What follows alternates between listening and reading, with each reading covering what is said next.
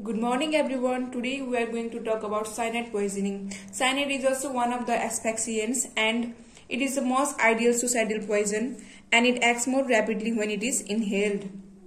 Now let's talk about its compounds. Its compounds are hydrogen cyanide and hydrocyanic acid, and its salt forms are potassium cyanide, sodium cyanide. And these both salt forms are non-poisonous. But when it reacts with hydrochloric acid in stomach, then it forms hydrocyanic acid, which is poisonous.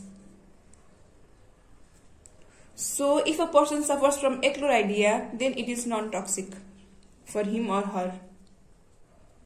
Now let's talk about its smell. It smells like bitter almond, and hydrogen cyanide is lighter than air.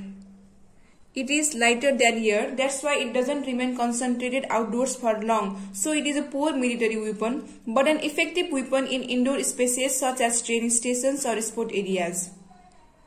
Now let's talk about the sources of exposure. So we can get exposed to cyanides in industries, factories, and by smoke inhalation, and for the purpose of suicide, homicide, and from acetonitrile containing cosmetics. And now talking about the routes. Gas are inhaled, for example Hydrogen cyanide, and they are also used in Hitler's gas chambers during Second World War. And the liquids are ingested and gets in contact with our skin, for example hydrocyanic acid. And talking about solid, they are inhaled, ingested and gets in contact with our skin, and the example is cyanide salts. And now talking the mechanism of action about cyanide. Cyanide directly poisons the last step in the mitochondrial electron transport chain by acting on the cytochrome oxidase enzyme that results in the shutdown of cellular energy productions. And the cyanide poisoned tissues cannot extract oxygen from the blood even though pulmonary oxygen exchange and cardiac functions are preserved. So the cells die due to histotoxic hypoxia rather than cardiopulmonary cause. Now let's talk about fatal dose. 50 to 60 milligram of pure acids and 200-300 milligrams of sodium and potassium cyanides are considered fatal. And the patient dies within 2 to 10 minutes and sometimes immediately after the ingestion of this poison. And now talking about the clinical features, the signs and symptoms of the patient is highly dependent on dose and route of exposures. And let's talk about the routes. First is inhalations. So when this poison is inhaled, then it has a rapid onset that starts within seconds to minutes. Then in first 15 seconds there is transient hyperapnea, which is followed by the onset of convulsions and status epilepticus within 15 to 13 seconds. And the respiration stops after 2 to 3 minutes and the cardiac activity stops after several minutes of that. Now the additional signs are metallic taste, burning sensations in GI and respiratory tract. And when this poison is ingested, there is a delayed onset, that is within 15 to 30 minutes. And the additional signs for this are sore throat. Of course, when it is ingested, there will be sore throat and there will be burning sensation in the GI and respiratory tract, and diarrhea can also be seen.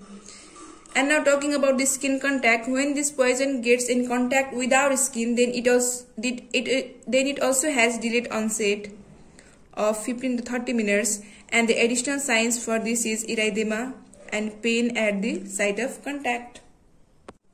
Now let's talk about the treatment process. First of all, we have to do decontamination. So decontamination is simply evacuating the patient from the source of contamination. And then we have to give oxygen to that patient via mask, nasal cannula and endotracheal tube. And then we have to give the antidote therapy, that is 3 steps Eli Lilly cyanide kit approach. And first of all, there will be inhalation of amyl nitrite up to 6 ampules, which is followed by sodium nitrite, that is given slowly intravenous, and which is followed by sodium thiosulfate, that is also given slowly intravenous. And hydroxycobalamin is also an antidote for this, and gastric lavage with activated charcoal can be done.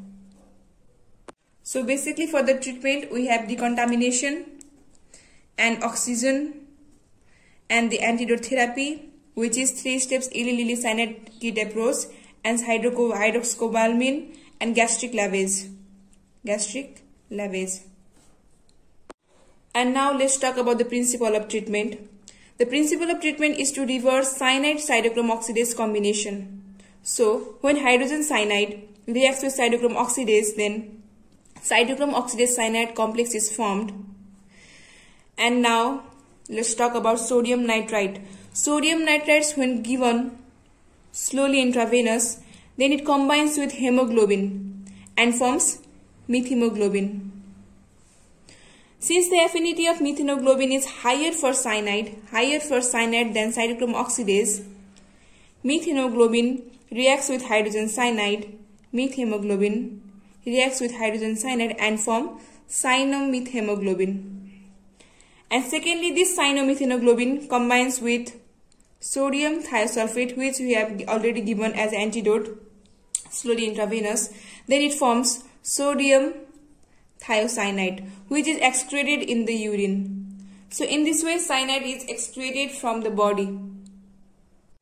Now we are going to talk about postmortem appearances. First, let's talk about external findings. So when we approach the body, we are going to smell this bitter almond smell near the body, and we are going to see this irregular pink or brick red patches in the face, lips and body surfaces, and we are going to see bright, glistening and prominent eyes with dilated pupils, and also we are going to see this fine froth in the mouth and rigor mortis early in those bodies.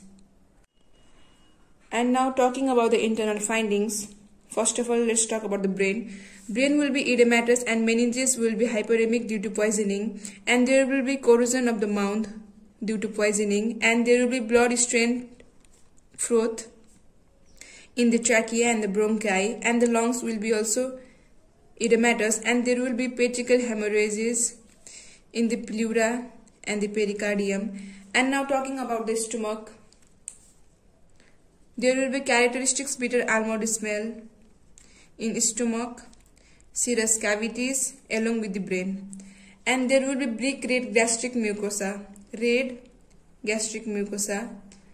and blood spectrometry can show characteristic bands. And now talking about the medico-legal aspects. Cyanide is a powerful poison. It is a powerful poison. It is used as suicidal agent because it fulfills its ideal suicidal agent qualities, and it can be taken orally, pleasant in taste with no repulsive odor. It is cheap and easily available, so it is an ideal suicidal agent. And accidental and homicidal cases do occur but less frequent. Thank you. So finally we have completed cyanide poisoning by talking about its compounds, salt forms, it smells, that is bitter almond, sources of exposure, routes, mechanism of actions, fatal dose, fatal period, clinical features, treatment, principle of treatment, postmortem appearances, and medico-legal aspects.